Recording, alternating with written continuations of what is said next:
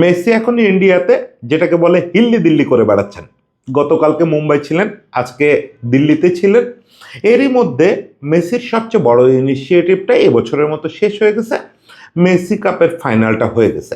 আমি আশা করছিলাম যে মেসি বোধহয় মেসি কাপের ফাইনালে থাকবে। তো যাই হোক, সেটা থাকে নাই, কিন্তু মেসির জন্য খুব বড় একটা খবর মেসি কাপে ঘটছে। সেটা হচ্ছে তার দেশের একটা ক্লাবের একাডেমি প্রথমবারের মতো মেসি কাপ জিতে নিছে। প্রথম যে মেসি কাপটা সেটা হচ্ছে রিভার প্লেট একাডেমি।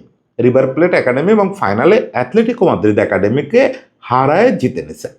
এবং এখানে দুটো খুব বড় ঘটনা ঘটছে, দুটো খুব সিগনিফিক্যান্ট ঘটনা ঘটছে।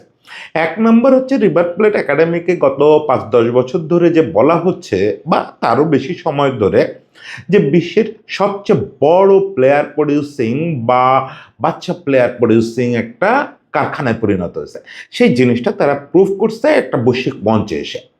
দুই নম্বর হচ্ছে ব্রুনো কারবাল নামে একটা ছেলে, 15 বছর বয়সী একটা ছেলে। এই ছেলেটাকে নিয়ে বেশ কিছুদিন ধরে আর্জেন্টিনার স্থানীয় মিডিয়ায় খুব হইচই হচ্ছিল, যে এই ছেলেটা একটা বড় কিছু করে ফেলবে, নেক্সট হয়তো আর্জেন্টিনার দলে সে নেক্সট জুলিয়ান আলভারেজ বা এরকম একটা জায়গা নেবে। তাকে নিয়ে খুব স্বপ্ন মনে হচ্ছিল, এবং প্যারাগুয়ের সঙ্গে এই ছেলেটাকে নিয়ে বেশ টানাটানি এখনো চলতেছে। সেই ছেলেটা এই মেসি কাপ জেতানোর পথে, রিভার প্লেট একাডেমির ছেলে, মেসি কাপ জেতানোর পথে সর্বোচ্চ গোলদাতা হয়েছে। এবং খুবই তাজ্জব করা ব্যাপার, এই 2025 সালে সে 51টা গোল করছে বিভিন্ন ফরম্যাট মিলে, আর্জেন্টিনার যুব দলটল সব মিলে 51টা গোল করছে।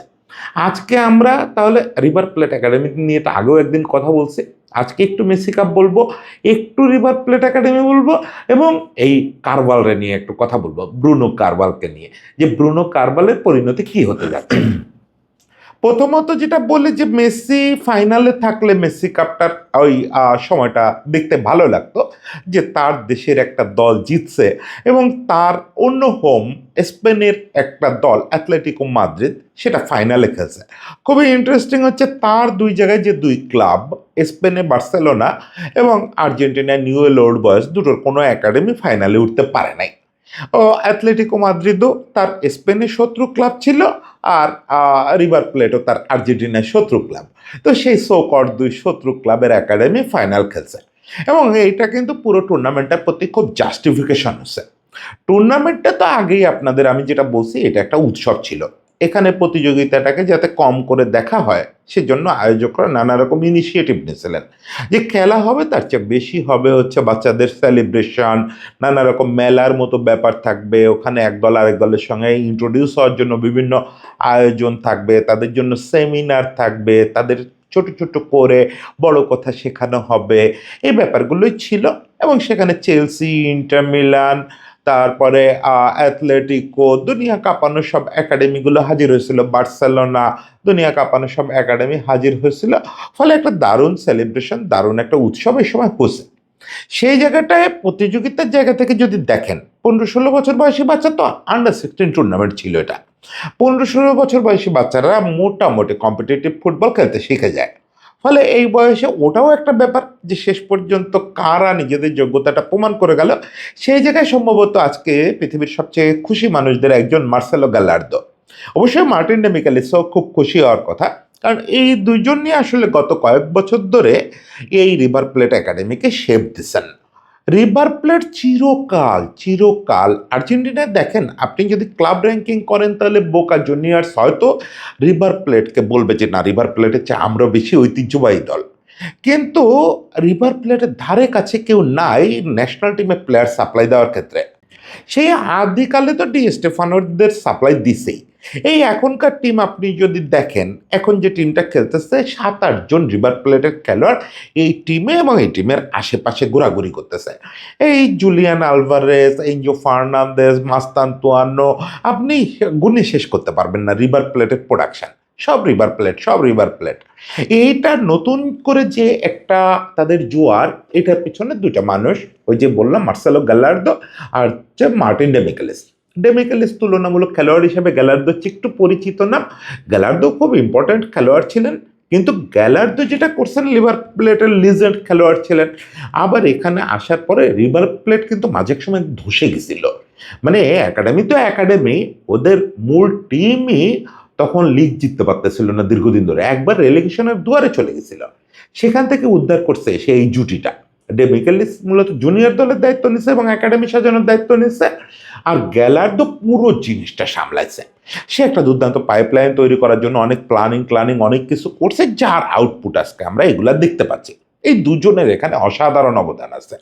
এই দুটো মানুষের ফলে যেটা হচ্ছে যে আমরা তো ওই যে আলভারেজদের জেনারেশন থেকে পাওয়া শুরু করছি, এখন মাস্তানতুনোদের জেনারেশন পর্যন্ত বা এচেভেরি এদের পর্যন্ত আমরা পেয়ে যাচ্ছি। এখন আরও যে ওদের পাইপলাইনে ওয়েট করতেছে তার প্রমাণ হচ্ছে এই যে ব্রুনো কারবাল ছেলেটা। ব্রুনো কারবাল এই ছেলেটা হচ্ছে এখন 15 বছর বয়স। এই ছেলেটার বয়স যখন 12-13 তখন থেকেই কিন্তু আর্জেন্টিনায় লোকাল মিডিয়া বলা শুরু করছে নেক্সট জুলিয়ান আলভারেজ, নেক্সট মেসিও কেউ কেউ সাহস করে বলে ফেলতেছে। তো নেক্সট কি, এটা আসলে কোনো কথা না, কে কি হবে সেটা তো আসলে সময় ঠিক করে দেবে। অনেককে আমরা নেক্সট মেসি বলি, হয় না কিছু, অনেককে বলি আমরা নেক্সট কিছু না, সে অনেক কিছু হয়ে যায়। কিন্তু ও যে দৃষ্টি আকর্ষণ করতে পারতেছে এ ব্যাপারে কোনো সন্দেহ নাই। ও এ বছরটা বলা যায় যে ওর স্বর্ণোপসবই নিয়ে একটা বছর। এ বছর ও এএফ এর যে যুব টুর্নামেন্টটা হয় সেই টুর্নামেন্টটা সর্বোচ্চ গোল স্কোরার। ও আন্ডার 15 আর্জেন্টিনার হয়ে এবছর যে টুর্নামেন্টগুলো খেলছে সর্বোচ্চ গোল স্কোরার। ও এবার এই যে শেষ পর্যন্ত ইয়েটা খেলতে আসলো মেসি কাপ, এখানেও সর্বোচ্চ গোল স্কোরার। আন্ডার 15 হয়ে সে যে দক্ষিণ আমেরিকার যে চ্যাম্পিয়নশিপটা হয় ওখানকারও এবছরের সর্বোচ্চ গোলদাতা। সব মিলে এবছরে সে 36 ম্যাচে 51টা গোল করছে। এটা আনবিলিভেবল নাম্বার, খুবই আনবিলিভেবল নাম্বার যদি আপনি বিবেচনায় রাখেন যে লাতিন আমেরিকায় এই পর্যায়ে যুব পর্যায়ে দুর্দান্ত কম্পিটিশন হয়। এবং এখানে তো সে মেসি কাপে সে 7 ম্যাচে 10 গোল করছে, একটা হ্যাটট্রিক সহ। এখানেও সে প্রুফ করে দিচ্ছে যে সে শুধু লাতিন আমেরিকায় দাপট দেখাচ্ছে তা না, MLS কাপে এসে তো রিভার প্লেট এবং ব্রুনো ইউরোপিয়ান জায়ান্টদের কিল করছে।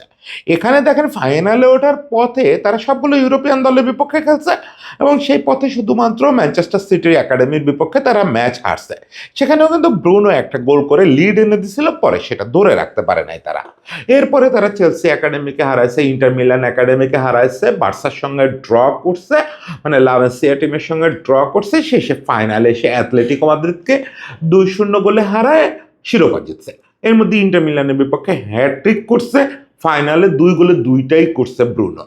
এখন ব্রুনোর খেলাটা কেমন, ব্রুনোর খেলা কেমন এটা খুব বেশি দেখার সুযোগ আমাদের এখনো কারোর হয় নাই। কারণ আন্ডার 15 ওই সাউথ আফ্রিকান চ্যাম্পিয়নশিপ বলেন বা আর্জেন্টিনার চ্যাম্পিয়নশিপ বলেন বা রিভার প্লেটের ও যে টিমটা খেলে, ও যুব দলের এই গত বছর পর্যন্ত খেলতো 9th ডিভিশনে, এখন 8ম ডিভিশনে খেলে। মানে ওদের দাপটটা বুঝতেছেন যে ছেলেটাকে নিয়ে এরকম কাড়াকাড়ি হচ্ছে, সে এখনো ওই 8ম বিভাগের উপরে উঠতে পারে নাই, 8ম বিভাগে খেলতেছে। ও সম্প্রতি যে যে সব জায়গায় কথা বলছে সব জায়গায় বলছে যে আপাতত স্বপ্ন সিনিয়র টিমে যাওয়া।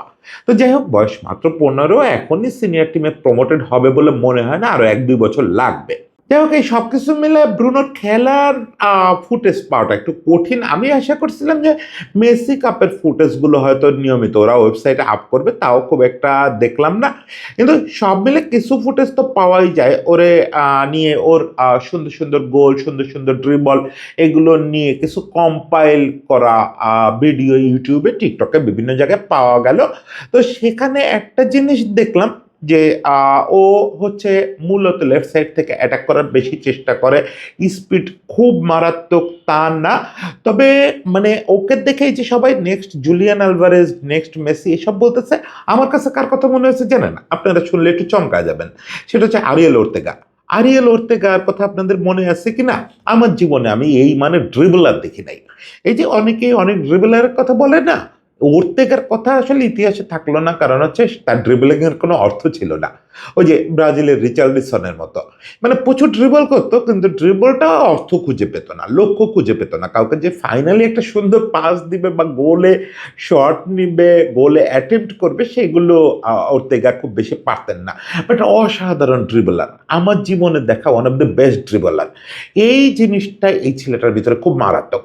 সে ধরেন বাম সাইড থেকে অ্যাটাক করতেছে, মাঝখান থেকে ঢুকতেছে বা বক্সের মধ্যে 6-7জনকে ড্রিবল পাস্ট করতেছে, কি অসাধারণ। একটা বাইসাইকেল কিকের গোলও দেখলাম, খুব অসাধারণ না দেখতে, কিন্তু বাইসাইকেল কিকটাও করতে পারে। আর হচ্ছে যে কোনো জায়গা থেকে দুর্দান্ত গোল স্কোরিং অ্যাবিলিটি আছে, বক্সের যে কোনো জায়গা থেকে এবং দূরপাল্লা থেকেও। আবার মেসির মতো দুর্দান্ত ফ্রি কিক নিতে পারে, যতগুলো দেখলাম আর কি ফুটেজ। সব মিলে একটা প্রপার ফরওয়ার্ডে যা যা গুণ থাকা লাগে সব কিছুই আছে। এবং ড্রিবলিংটা আমার কাছে খুবই ইমপ্রেসিভ মনে হচ্ছে। আজকের যুগে তো ড্রিবলিং ক্ষমতাটা একটু কমে যাচ্ছে, নানা রকম এই যান্ত্রিক খেলার স্টাইলের কারণে। লাতিন খেলোয়াড়দের মধ্যেও নেইমারের পরে আপনি খুব বেশি খেলোয়াড় পাবেন না লাতিন থেকে উঠে আসা, যারা আপনার মুগ্ধ করে দেওয়ার মতো ড্রিবল করবে। সেই জিনিসটা এই ছেলেটার মধ্যে খুব ভালো আছে, ফলে তাকে নিয়ে সবাই খুব স্বপ্ন দেখতেছে। অলরেডি আর্জেন্টিনা যুব দলে, যেটা বললাম, আর্জেন্টিনা আন্ডার 15 খেলে ফেলছে আর্জেন্টিনার হয়ে ওই দক্ষিণ আমেরিকান চ্যাম্পিয়নশিপ। কিন্তু একটা ভেজাল আছে, ওকে নিয়ে আর্জেন্টাইনদের স্বপ্ন দেখার পথে ছোট্ট একটা বাধা আছে। সেটা হচ্ছে ওর আবার হচ্ছে প্যারাগুয়ের নাগরিকত্বও আছে, ও ডুয়াল সিটিজেনশিপ, সম্ভবত মায়ের দিক থেকে ও প্যারাগুয়ান। এখন ওকে কিন্তু সম্প্রতি প্যারাগুয়ে আন্ডার 17 দলে কল করছে, এই যে শেষ হওয়ার পরে। আন্ডার 15 সাউথ আমেরিকান চ্যাম্পিয়নশিপটা শেষ হলো, যেখানে সর্বোচ্চ গোল স্কোরার হচ্ছে, তারপরে ওরে প্যারাগুয়ে আন্ডার 17 দলে কল করছে। আর আপনারা জানেন ফিফার আইন অনুযায়ী ও একটা সুইচ করতে পারবে, ও আর্জেন্টিনা থেকে প্যারাগুয়েতে চলে যেতে পারবে। জাস্ট আর্জেন্টিনায় একটা এনওসি লাগবে, এবং এনওসি আসলে পেয়েও যাবে, বোর্ডগুলোর মধ্যে ওরকম সমঝোতা থাকে। এখন ও কিন্তু নিজে খুব স্বপ্ন দেখতেছে, ওর আইডল হচ্ছে জুলিয়ান আলভারেজ, যে ও সিনিয়র টিমে খেলবে, ও এই পথে আর্জেন্টিনা ন্যাশনাল টিমে যাবে, ওর আপাতত স্বপ্ন ওখানে। কিন্তু মুশকিলটা যে জায়গায়, সেটা হচ্ছে যে এই ছেলেটার পরিবার, আমার মনে হলো বিস্তারিত কিছু পাই নাই, যে আর্জেন্টিনার যে সবার যে গল্প, দরিদ্র পরিবার থেকে উঠে আসার গল্প, এটা তার না। ওর বাবা মা খুব ইকুয়েশন করতেছে, ইউরোপের অনেকগুলো অফার পাইছে, এটা রেখে ওইটা নিবে কিনা, নানা রকম ইকুয়েশন করতেছে। এবং প্যারাগুয়ের অফারটা ওর বাবা মা খুব সিরিয়াসলি দেখতেছে, কারণ ওনরা নাকি বিবেচনা করতেছেন এভাবে। আমি আর্জেন্টিনার একটা পত্রিকায় পড়লাম যে ও যদি আর্জেন্টিনায় থাকে তাহলে ওকে কম্পিট করতে হবে অমুক অমুক অমুকের সঙ্গে, মাস্তানতুনের সঙ্গে বা আলমাদার সঙ্গে, সেটাতেও পিছায় পড়বে, হয়তো ন্যাশনাল টিমে ভালো ডমিনেশন পাবে না। যদি প্যারাগুয়েতে যায় তাহলে তো ও প্যারাগুয়ের 1 নাম্বার হবে। আমি জানি না শেষ পর্যন্ত এই ইকুয়েশন এই ছেলেটা মেনে নিবে কিনা, কারণ অলরেডি সে মেসি কাছাকাছি পৌঁছায় গেছে, সে বুঝে ফেলছে যে গ্লোবালি তাকে নিয়ে কি অ্যাটেনশন হওয়া সম্ভব যদি আর্জেন্টিনায় থাকে। সব মিলে প্রার্থনা করি আর্জেন্টিনা থাকুক, না থাকলেও যেখানেই থাকুক, ব্রুনোর জন্য শুভেচ্ছা থাকলো। আশা করি তার এই ম্যাজিক, এই ড্রিবলটা আমরা দেখতে থাকবো, তাহলেই ভালো। সেটাই তো মেসি কাপের মূল উদ্দেশ্য, যে মেসি কাপ থেকে কিছু বাচ্চা ছেলে পেলে বেরোয় আসবে, যারা ভবিষ্যতে পৃথিবী শাসন করবে। সবার জন্য শুভেচ্ছা, সবাই ভালো থাকবেন।